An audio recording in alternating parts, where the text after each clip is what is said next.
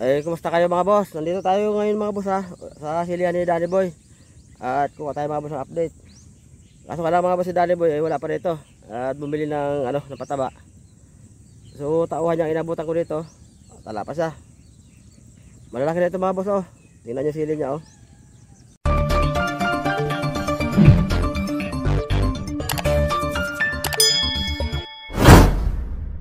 Ano na ito mga boss? Transplant ito daw ng May 20. So malapit na ito mag 1 month. 22 days ito ngayon. Dahil ngayon ay June 12. So malaki na mga boss no? Oh. Ano? O diba? Lalaki na oh. Oh. Lago na. So parang kailan lang ika nga. Malapit na naman ito ni Daddy Boy mapakinabangan ng kanyang sili. Abangan nyo lang mga boss ha, yung iba pang update nito pagbalik ulit. Hanggang sa mag-harvest mga boss sundan nyo lang para makakuha kayo ng mga idea. Kaso lang mga boss, sa mga pagpataba nito, hindi ko siya talaga maabutan kung minsan kasi nga minsan may mga ginagawa rin ako. Saka medyo malayo kasi ito mga boss sa bahay. Kailangan ko pa mga boss magmotor para makapunta dito sa kanyang silihan. So kaya kadalasan yung mga ginagawa niya rito, halimbawa pataba, spray, kadalasan hindi ako nakakapunta. Kaya hindi natin siya nasusubaybayan lang ng step by step. Kasi medyo malayo mga boss sa bahay ito. Ayun mga boss, laki na oh, flowering stage na oh, ayun oh. Oh, ayun oh. Tignan nyo oh. Oh, ayun oh, lago na oh. 20 days pa lang mga boss yan, pero ang dami na bulaklak oh. So gano'n kabilis hintayin itong mahika F1. Kasi lahat ng puno talagang lahat ng puno mga bulaklak na eh. Tsaka nakaway na yung mga puno niya oh. Maliban ito sa pailan-ilan puno na mga hulip nila na medyo siyempre atrasa ko ito hulip nga. Pero yung talagang tinanim nila na hindi namatay talaga na. May mga sanga na mga boss. Saka flowering stage na talaga siya. Diba? Mayroon na bulaklak lahat. Sabi ko sa'yo ayaw mo kasi maniwala kanina eh. Basta sili kasi mag-edad lang ganyan 20 araw na pataas, mayroon na yan. Kung hindi na ito nasakta sa init ng tag-init may mga bunga-bunga na yan ha. Yun nga ito, nabugbog siya ng init nung di ba matagal sa bago na ulan. Kaya na ganyan. Medyo naabala rin palaki. Pero ano na yan. Ayun oh, kita-kita sa plastic oh, kahit malayo oh. Di ba? Maganda nga silip ng Danny Boy oh. Oh.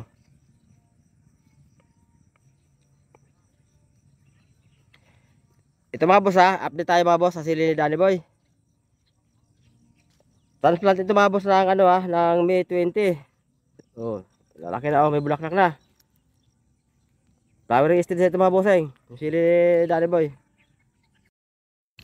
Sa ganitong edad mga boss ng sili, yung ibang kapwa ating farmers, tinatanggal nila yung yung unang mga bulaklak ng sili. Hindi nila yan pinagtutuloy, pero napakarami naman sayang naman.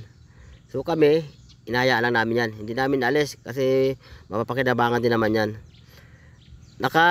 Dalawang pataba na ba kayo dito, Edwin? Tama ba? Dalawang pataba na yung ilagay nyo rin sa sili nyo? Malakas kasi yung sibuyasan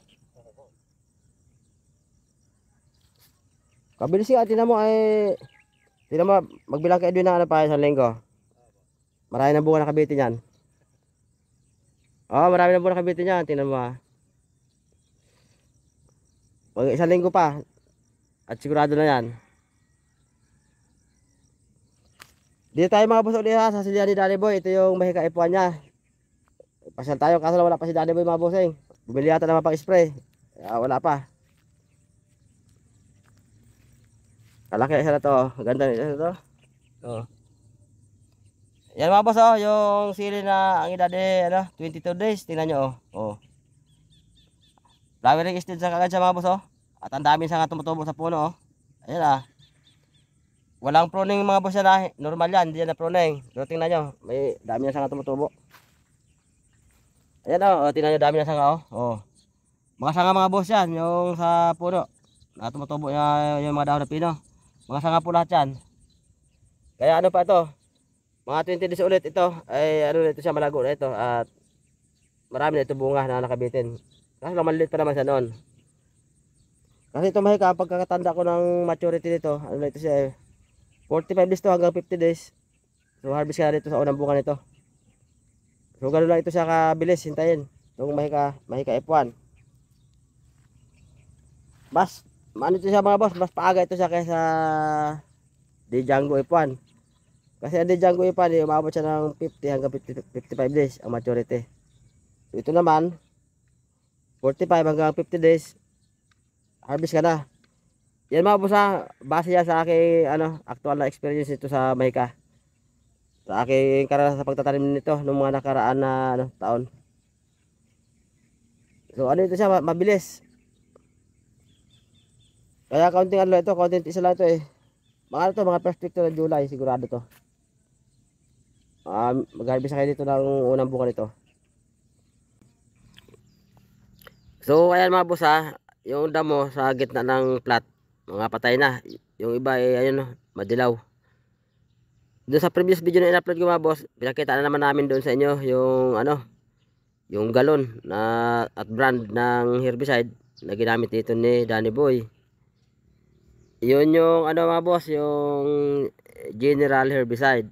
So yon, isang systemic herbicide na glyphosate 480 SL. So doon sa mga boss natin na lagi nanonood na mga video, kung napanood nyo yung last video nito, yun nga, pinakita namin ni Danny Boy yung yung brand ng herbicide na ginamit dito. General herbicide, yan yung brand. So ayan siya mga boss, yung ibang damo lusaw na. Ayan, nakikita nyo naman yung iba madilaw dahil yan paano na yan, pabulok na yan, patay na yung puno niyan.